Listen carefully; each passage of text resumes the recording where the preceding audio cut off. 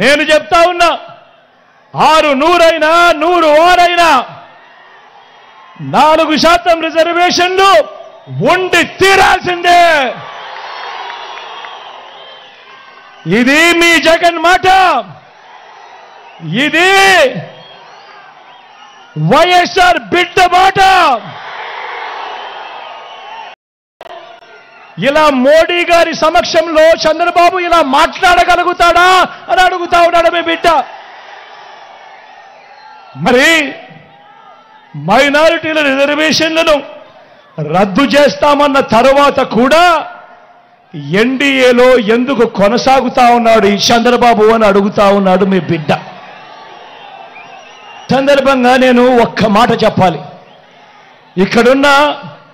ఇక్కడున్న వేల జనాలకే కాదు, రాష్ట్ర వ్యాప్తంగా ఉన్న జనాలందరికీ కూడా చెప్పాలి. 4% రిజర్వేషన్లు కేవలం మతం ప్రాతిపదికగా ఇచ్చిన రిజర్వేషన్లు కావు. ముస్లింలలో కూడా ఉన్నత వర్గాలకు ఆ రిజర్వేషన్లు వర్తించడం లేదు.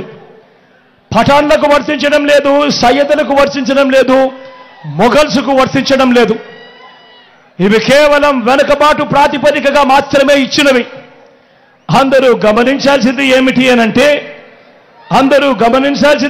అనంటే అన్ని మతాల్లో కూడా బీసీలుంటారు, అన్ని మతాల్లో కూడా ఓసీలుంటారు. మరి అలాంటప్పుడు మైనారిటీలను వేరుగా చూడడం, రాజకీయ స్వార్థం కోసం మైనారిటీలకు నోటిదాకా వచ్చిన కూడును తీసేయాలనుకోవడం ఎంత మటుకు ధర్మము అని చెప్పి అడుగుతా ఉన్నాడు మీ బిడ్డ. ఇవి రాజ్యాంగానికి లోబడి ఇచ్చిన రిజర్వేషన్లు. రాజకీయ స్వార్థం కోసం వారి జీవితాలతో ఆడుకోవడం దుర్మార్గం కాడా అని అడుగుతా ఉన్నాడు మీ బిడ్డ. అందుకే ఇవి ఎట్టి పరిస్థితిలోనూ కొనసాగుతాయి.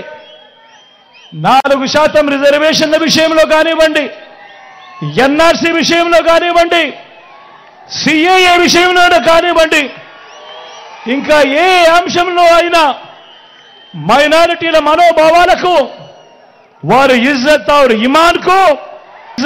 ఇమాన్కు అండగా నిలబడుతూ మద్దతుగా ఎల్లప్పుడూ ఉంటామని చెప్పి సందర్భంగా తెలియజేస్తా ఉన్నా.